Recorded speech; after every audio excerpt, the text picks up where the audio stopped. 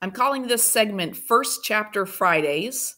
And the point is to hopefully present something to you that you like the way it sounds, and it inspires you to go on to Destiny and put a book on hold so that you can read the rest of it yourself. So the first book I'd like to start with, the title is Rump, and the subtitle is The Fairly True Tale of Rumpelstiltskin. So this would be good for our fairy tale lovers, the people who wonder what the rest of the story is. Chapter 1 is called Your Name is Your Destiny. My mother named me after a cow's rear end. It's the favorite village joke and probably the only one, but it's not really true. At least I don't think it's true, and neither does Gran. Really, my mother had another name for me, a wonderful name, but no one ever heard it. They only heard the first part, the worst part. Mother had been very ill when I was born. Gran said she was fevered and coughing, and I came before I was supposed to. Still, my mother held me close and whispered my name in my ear. No one heard it but me. His name, Gran asked. Tell me his name. His name is Rump. Cough, cough, cough. Gran gave Mother something warm to drink and pried me from her arms. Tell me his name, Anna, all of it. But Mother never did. She took a breath and then let out all the air and didn't take any more in, ever. Gran said that I cried then, but I never hear that in my imagination. All I hear is silence, not a move or a breath. The fire doesn't crack, and even the pixies are still. Finally, Gran holds me up and says, Rump. His name is Rump. The next morning, the village bell chimed and gnomes ran all over the mountain crying, Rump, Rump, the new boy's name is Rump. My name couldn't be changed or taken back because in the kingdom, your name isn't just what people call you. Your name is full of meaning and power.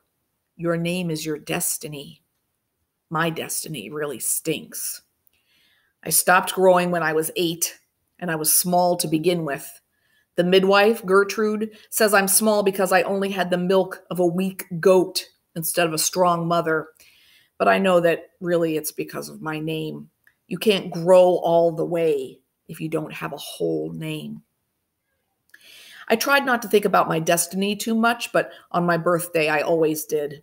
On my 12th birthday, I thought of nothing else.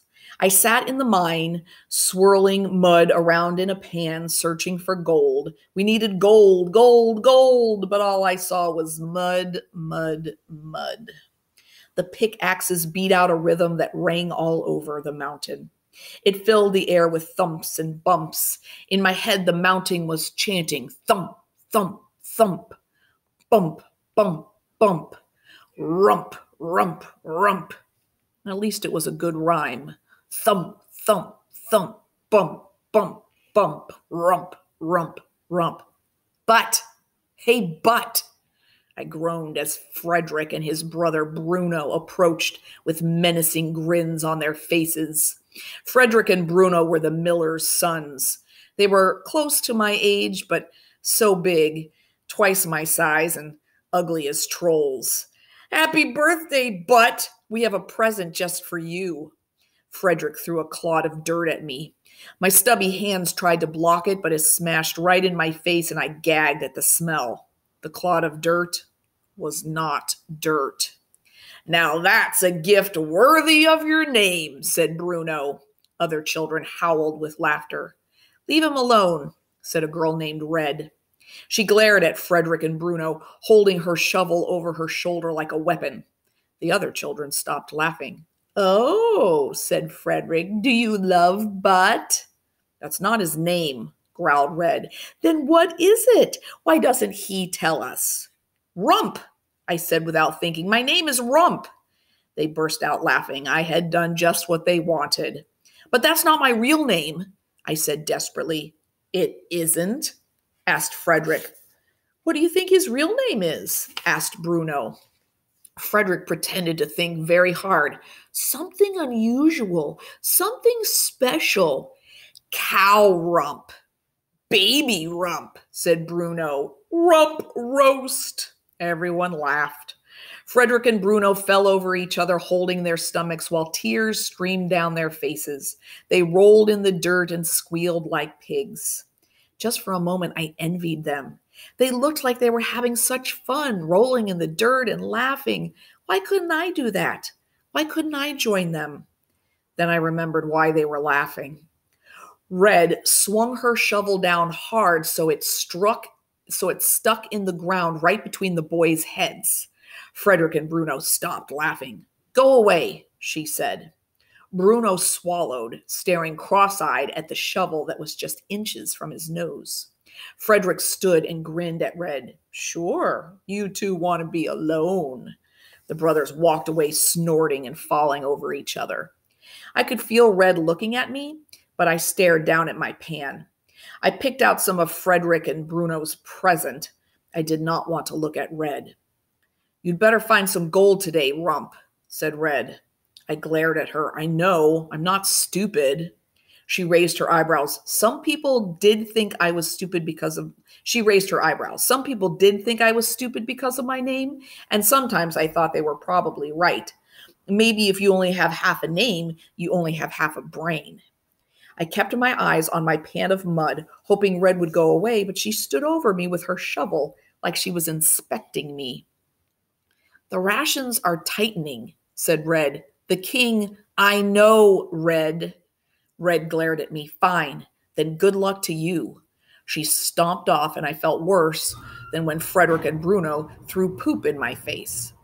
Red wasn't my friend exactly, but she was the closest I had to a friend. She never made fun of me. Sometimes she stood up for me, and I understood why. Her name wasn't all that great either. Just as people laugh at a name like Rump, they fear a name like Red. Red is not a name. It's a color, an evil color. What kind of destiny does that bring? I swirled mud in my pan, searching for a glimmer. Our village lives off the mountain's gold, what little there is to find. The royal tax collector gathers it and takes it to the king, King Barf. If King Barf is pleased with our gold, he sends us extra food for rations. If he's not pleased, we are extra hungry. King Barf isn't actually named King Barf. His real name is King Bartholomew Archibald Reginald Fife. A fine kingly name. A name with a great destiny, of course.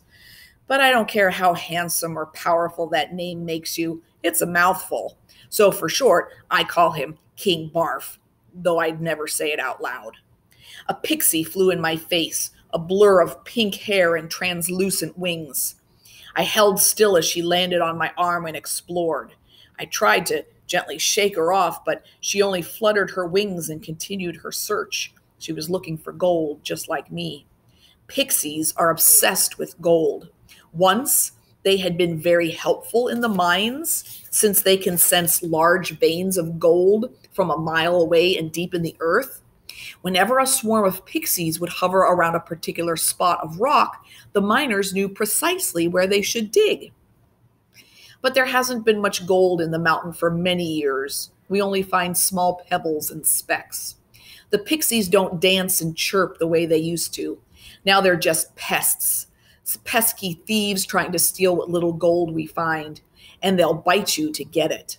Pixies are no bigger than a finger, and they look sweet and delicate and harmless with their sparkly wings and colorful hair, but their bites hurt worse than bee stings and squirrel bites and poison ivy combined, and I've had them all.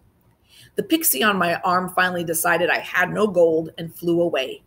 I scooped more mud from the sluice and swirled it around in my pan. No gold, only mud, mud, mud. Thump, thump, thump, bump, bump, bump, rump, rump, rump. I didn't find any gold.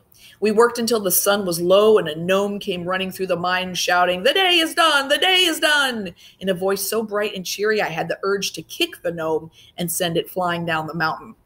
but I was relieved. Now I could go home and maybe Gran had cooked a chicken.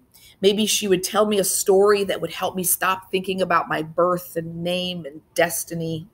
I set my tools aside and walked alone down the mountain and through the village. Red walked alone too, a little ahead of me. The rest of the villagers traveled in clusters, some children together, others with their parents. Some carried leather purses full of gold. Those who found good amounts of gold got extra rations. If they found a great deal, they could keep some to trade in the markets. I had never found enough gold even for extra rations. Pixies fluttered in front of my face and chirped in my ears, and I swatted at them.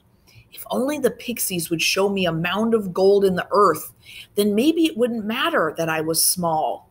If I found lots of gold, then maybe no one would laugh at me or make fun of my name. Gold would make me worth something.